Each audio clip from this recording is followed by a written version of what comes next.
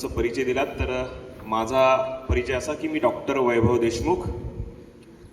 मी sugar, thyroid आणि obesity sugar आणि thyroid तुम्ही ऐकलं असेल. तुमच्या घरी आई वडील, काका काकू, आजी आजोबा कोणी उठल्या उठल्या किंवा जेवणाच्या अगोदर ज्या गोळ्या घेतात किंवा गोड खात नाहीत, त्या शुगरचा, त्या डायबिटीसचा मी डॉक्टर आहे. किंवा मग वजन जास्त असलेले पेशंट, त्यांची सुद्धा मी ट्रीटमेंट करतो. तर आपण एक छोटासा गेम खेळू जो मी लहान मुलांसाठी तयार केलेला आहे. याच्या अगोदर बाकी बऱ्याच शाळेत मी जेव्हा गेलो होतो तेव्हाही हा गेम आपण इथं खेळलेला आहे.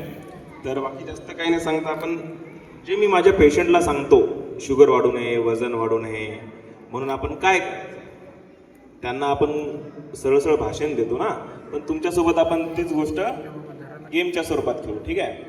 तर मी तुम्हाला ना काही पदार्थांचे नावं सांगतो.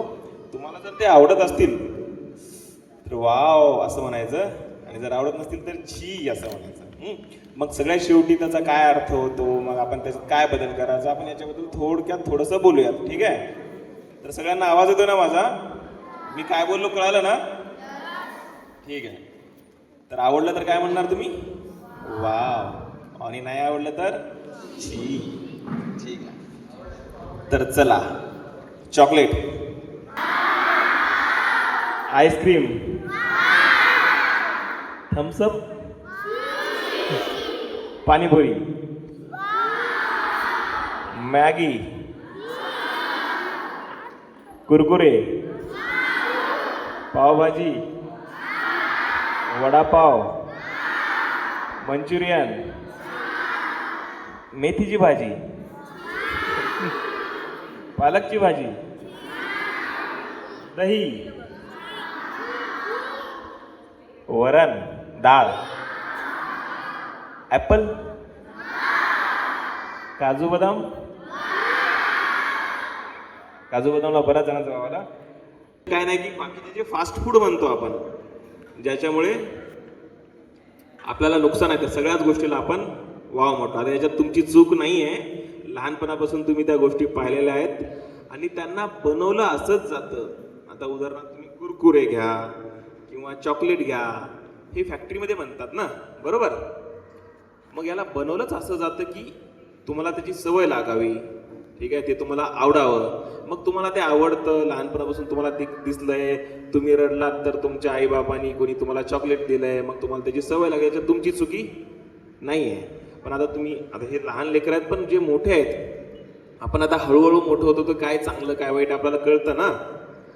तर मग मी असं नाही म्हणत आहे की आईस्क्रीम किंवा चॉकलेट तुम्ही खाऊच नका, पण थोडंसं कमी केलेलं बरं. मग बाकीच्या गोष्टी थोड्याशा जेवणामध्ये वाढवायच्या. उदाहरणार्थ डाळी, मोडालेले कडधान्य, भाजीपाला, एखादं फळ, बरोबर आहे? मग याच्यामुळे काय होईल, आपलं वजन वाढणे. ठीक आहे? भविष्यात जे आता आपले आई वडील गोळ्या घेतात, आजी आजोबा गोळ्या घेतात, तशा गोळ्या घ्यायची वेळ न येणे. अशा सगळ्या गोष्टीचा फायदा आपल्याला होतो. आणि एवढाच होत नाही तर आता तुमच्यापैकी अभ्यासात किती जणांना इंटरेस्ट आहे मला माहीत नाही, परंतु हळूहळू तो होईलच. आणि ते महत्त्वाचं आहे ना. जरी तुम्ही अभ्यास करून खूप काही आपल्याला शिकायचं नसेल तरी वाचून गोष्ट लक्षात राहणे, ती समजणे, ही गोष्ट महत्त्वाची आहे, बरोबर आहे? मग जेव्हा तुम्ही तुमचा आहार चांगला ठेवणे, थोडासा व्यायाम करणे, या सगळ्या गोष्टी करता तर त्याच्यामध्ये सुद्धा आपल्याला मदत होते. म्हणून आपण इथून काय घेऊन जाणार, काय लक्षात ठेवणार की जे फास्ट फूड आणि चुकीच्या गोष्टी आहेत त्या कमीत कमी खायच्या. खाल्ल्या तर चालतील, असं नाही की पूर्णच बंद करायच्या, पण आणि ज्या चांगल्या गोष्टी आहेत त्या जास्त खाण्यामध्ये वाढवायच्या. चालेल? ठीक आहे. मी इथं थांबतो. Thank you very much.